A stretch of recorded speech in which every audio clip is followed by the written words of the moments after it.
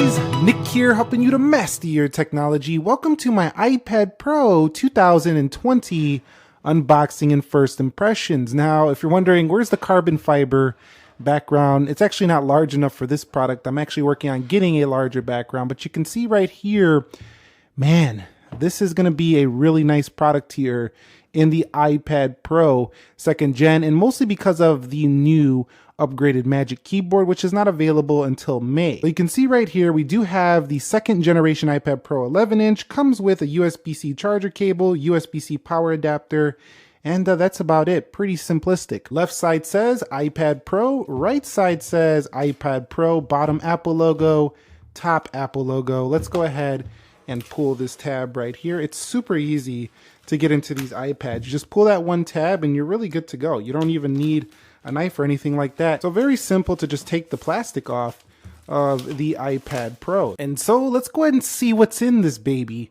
It is an iPad Pro Space Gray. I decided to go with that color as I think it looks pretty pro if you get the Space Gray color.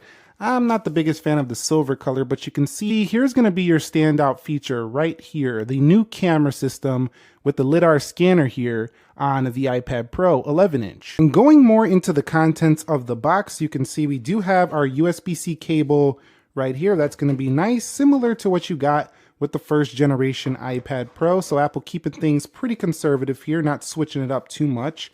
Not that that's a bad thing. You can see iPad Pro, Apple stickers, of course. So you get a little bit larger as you get a little bit of a larger product. And this will just give you some tips and things on how to use your iPad Pro. Okay, so let's go ahead and peel this tab off right here. And this one's going to be a pretty easy one to review because it's pretty much the same design as the original 11-inch. It's just going to be bringing that new keyboard, but that keyboard is also going to be cross-compatible with the older iPad. So if you have the 2018 and you really want the keyboard that was kind of designed for this one, it's going to work with that one as well. You can see the Apple logo right there. It does still say iPad, something different from the iPhones. They don't write the name on there anymore. They don't write iPhone at the bottom anymore. The iPad still does. You can see a camera bump. You can see the thickness of this camera bump is just not that big, so it's not going to be a big problem. Volume markers right there. Here on the right side, we also do have a place to put the Apple Pencil 2nd generation. Here at the bottom, you can see we do have our connectors for our keyboard attachments and things like that. Now you can see the precision drilled holes right here for the speakers, and we also have a USB-C connector right there. Now if I flip it all the way around, we also have 2 more speakers on this side, so pretty nice. We're going to have very good sound out of this iPad Pro 11. And so here we are. So you can see the bezels are the same as the bezels before. There's really no difference in design. So that's good for people who already have the 2018 or just bought one. You're not going to feel like they just made something so much better. Okay, so we are now in the iPad 11, the iPad Pro 11 for 2020. Now, 11-inch screen is dominating the front here, and I do like that Apple kept this design. I think it's a great looking iPad. However, it would be nice to see them, further reduce the bezels if possible. That's just a natural evolution, I think, of this design. It could just get a little bit better.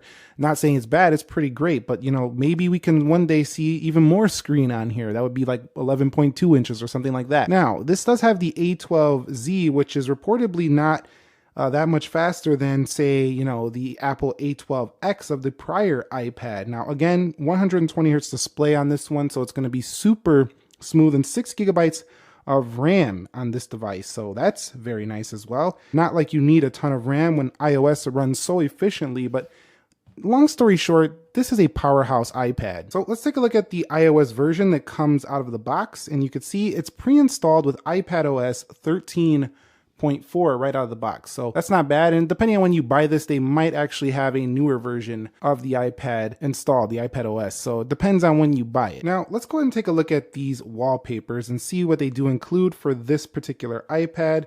Just a couple right here. So you do have this wallpaper right here. That's pretty nice. And you also do have this one, which is the one that you see on the box. So let's go ahead and put that one on and take a look at that. So the screen's still LCD, so it's not, an OLED display. You could argue some Samsung tablets have a better, vibrancy, but it's still very accurate, and I think a lot of pros are going to like this one. Now, the big deal with this iPad is going to be the camera. So if we go into the cameras here, not that you probably even needed this, but I think we were kind of expecting it since the iPhone's got it, the ultra-wide angle camera. So you can do ultra-wide video and photo here for the iPad Pro, which is pretty awesome if you're the type of person who uses your iPad for everything. And of course, it's going to be very similar quality that you get with the Apple iPhone 11. I'll take more photos before I conduct the full review on this one, but just looking through the viewfinder, it looks pretty fantastic. Let me put my lens hood cap right there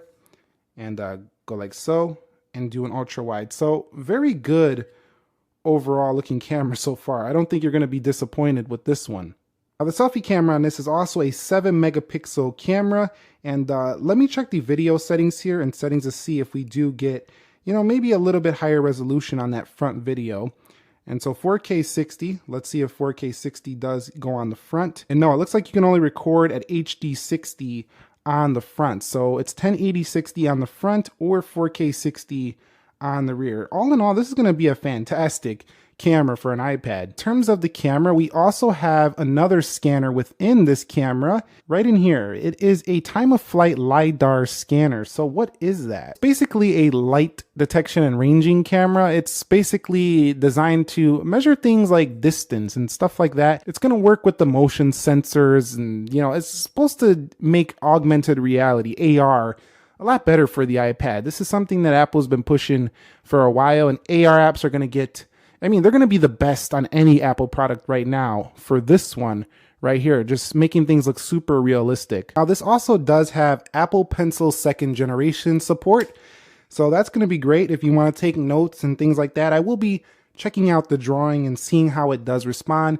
if it has improved, stuff like that before the review, but you know, initial impressions are going to feel pretty similar with this. But I do like the magnet. It's always been pretty solid here for Apple iPad Pro. Of course, with iPadOS, you're also going to have the ability to do a lot of great multitasking with this tablet, including splitting multiple apps at once.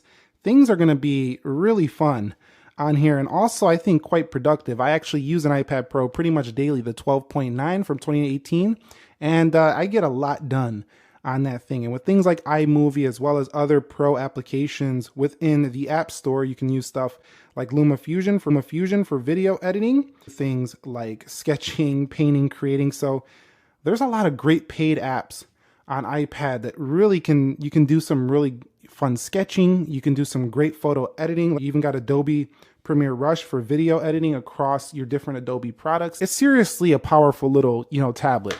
Definitely industry leading. And all of this at just under £1. This is where it really does beat out laptops and stuff like that. I mean, yeah, laptops do have still some key advantages over this iPad, but really this is still a very light, powerful machine in the iPad, especially the 11-inch, super light. The iPad Pro 12.9-inch, getting near the weight of a laptop, but still that one's light as well. This one is super light. And Apple will have a Magic Trackpad keyboard coming for this. Finally, you're going to have more than just the ability to use the Apple Pencil. You'll have a trackpad. I'll review that when it does come. This is going to have fast charging out of the box as well. So we'll keep an eye on how fast it charges, how the battery life does. I'm expecting all-day battery life as always with iPads, so you shouldn't be worried about that if you're considering a purchase. So my first impressions, this thing is hot. This is a great feeling product, man. It feels really nice and light. It feels professional. I think for people who are just really sick and tired of laptops, they want something, you know, really powerful, and they don't really require all the programs that a laptop or a desktop offers up, then this could be a great alternative. I think Apple's getting pretty close, and with the trackpad and iPadOS, it's getting even closer. The type of work I do, for example, making videos and photo editing,